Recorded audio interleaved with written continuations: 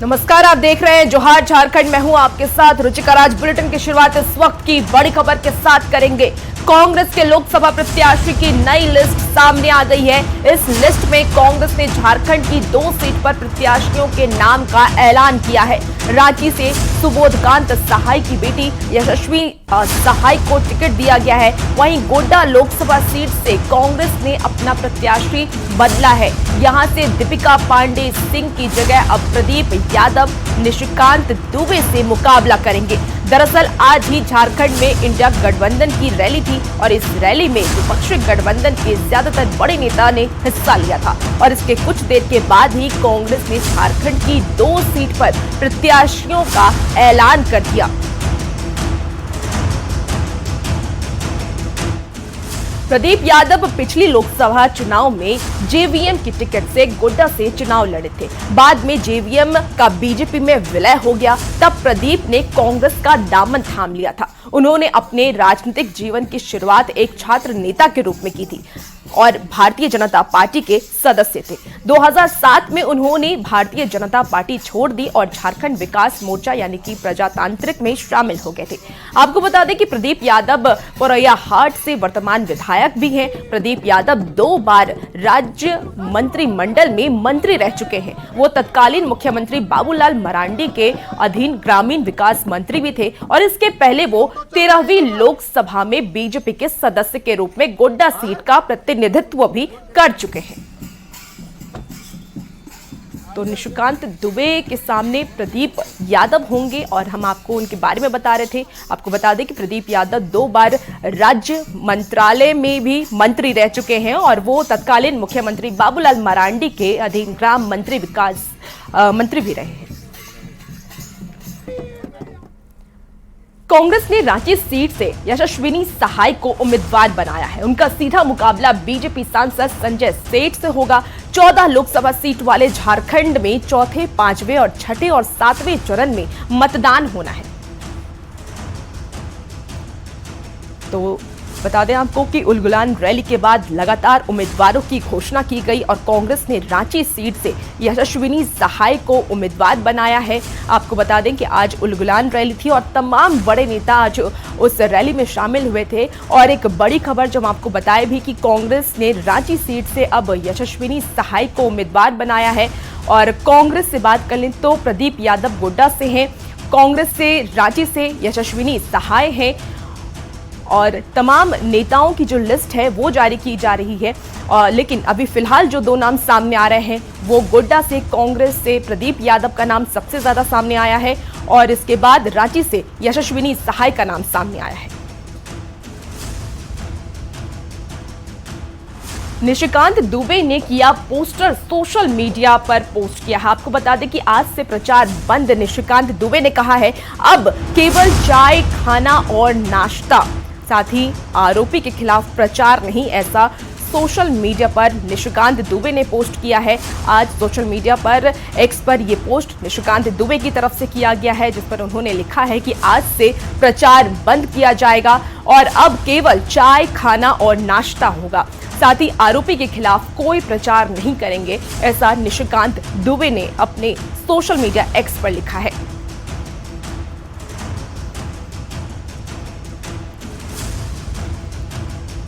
गोड्डा से प्रदीप यादव को टिकट मिलने की सूचना मिलते ही कार्यकर्ताओं में जश्न का माहौल बन गया है। प्रदीप यादव के समर्थन में जमकर आतिशबाजी कर रहे हैं और ये तस्वीर आप अपनी टीवी स्क्रीन पर देख रहे हैं जहां ये खुशी का माहौल देखा जा रहा है। गोड्डा से प्रदीप यादव को टिकट मिल चुका है और इसमें सूचना मिलते ही कार्यकर्ताओं में जश्न है। कल से ही कार्यकर्ता विरोध कर रहे थे कि अगर हमारे नेता को टिकट नहीं दिया जाएगा तो हम एक साथ सामूहिक इस्तीफा देंगे। और इसके बाद आज जब उलगुलान रैली हुई उसके बाद एक बैठक भी हुई है सीईसी की कांग्रेस की और उस बैठक के बाद दीपिका पांडे का नाम कट करके अब प्रदीप यादव को यह टिकट दिया गया, जिसके बाद ये खुशी देखी जा रही है कार्यकर्ताओं में। उसकी तस्वीर भी आप सीधे टीवी स्क्रीन पर देख पा रहे हैं कि लोग कितने खुश नजर आ रहे हैं, कांग्रेस के कार्यकर्ता कितने खुश नजर आ रहे हैं।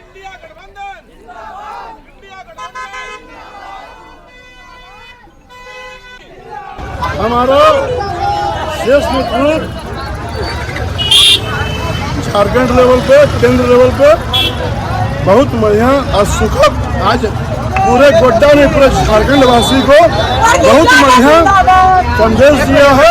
90% चाय बनाते हैं और वो चाय बनाने के लिए अब उनको भागलपुर जाना पड़ेगा।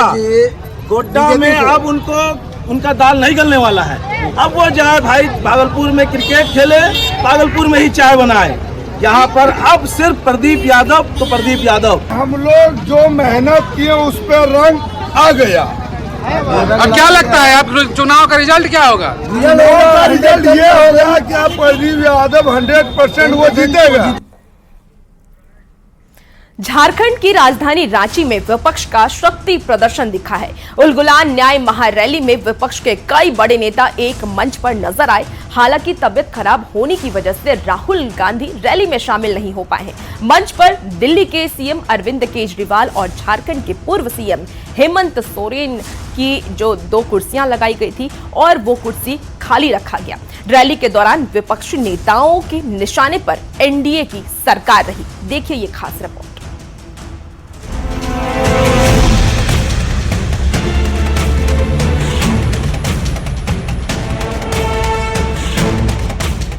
ये केंद्र सरकार के खिलाफ विपक्ष का उलगुलान है।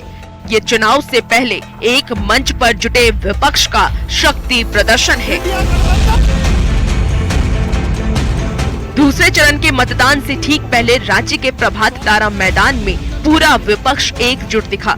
उलगुलान न्याय महारैली में झारखंड के मुख्यमंत्री चंपाई सोरेन, पूर्व सीएम हेमंत सोरेन की पत्नी कल्पना सोरेन, पंजाब के सीएम भगवंत मान, दिल्ली के सीएम अरविंद केजरीवाल की पत्नी सुनीता केजरीवाल, बिहार के पूर्व deputy CM Tejashwi Yadav, Samajwadi party अध्यक्ष अखिलेश यादव, आम आदमी पार्टी के राज्यसभा सांसद संजय सिंह, नेशनल कॉन्फ्रेंस के प्रमुख फारूक अब्दुल्ला समेत कई विपक्षी नेता शामिल हुए। हालांकि कांग्रेस नेता राहुल गांधी की अचानक तबियत खराब होने की वजह से वो इस रैली में शामिल नहीं हो सके। तो वहीं रैली के दौरान कल्पना सोरेन और सुनीता केजरीवाल दूसरी बार एक मंच पर एक साथ दिखी। कार्यक्रम में विपक्ष के निशाने पर केंद्र की एनडीए सरकार रही। रैली में विपक्षी नेताओं की गिरफ्तारी का मुद्दा भी खूब गूंजा। मंच पर दिल्ली के सीएम अरविंद केजरीवाल और झारखंड के पूर्व सीएम हेमंत सोरेन के लिए 2 कुर्सियों को खाली रखा गया था। वहीं सुनीता केजरीवाल और कल्पना सोरेन ने केंद्र पर तानाशाही का आरोप लगाते हुए गिरफ्तारी पर सवाल उठाया। कल्पना ने जेल से भेजे गए हेमंत सोरेन का एक संदेश भी पढ़ा। मैं हेमंत सोरेन जी का पत्र लेकर के आई हूँ जो उन्होंने जेल से भेजा है।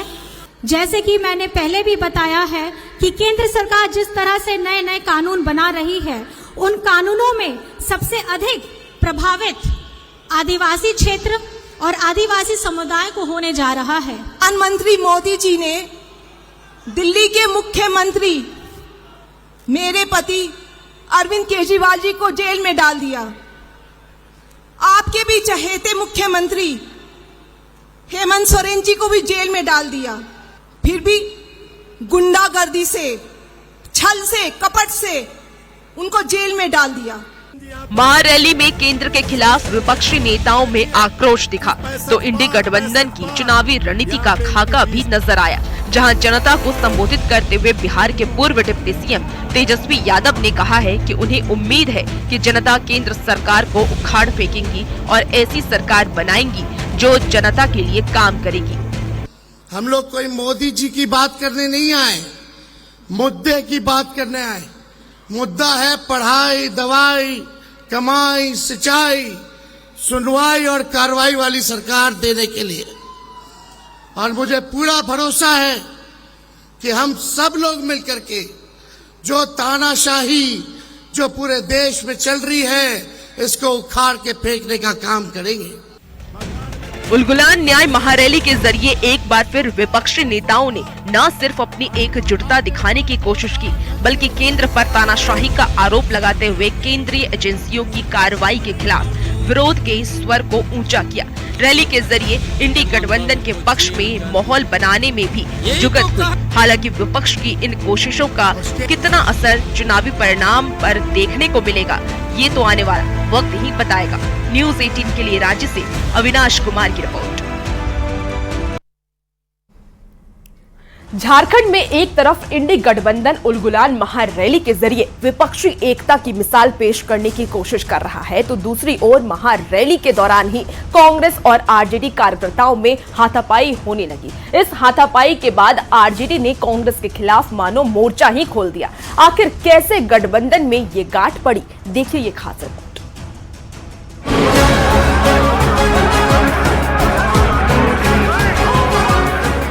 3 जगह 3 तस्वीर, लेकिन विरोध की वजह सिर्फ एक तरफ रांची में विपक्ष उलगुलान कर रहा था, तो दूसरी तरफ उम्मीदवार को लेकर विपक्ष में संग्राम शुरू हो गया।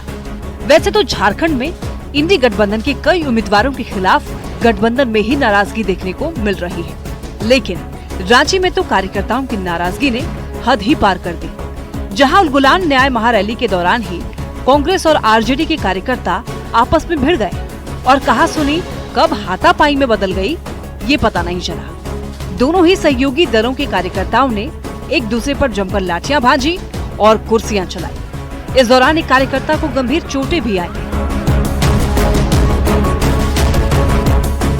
इस विरोध की वजह थी चतरा से कांग्रेस उम्मीदवार KN त्रिपाठी, जिनके नाम के ऐलान के साथ ही विपक्षी गठबंधन में विरोध के स्वर उठने लगे।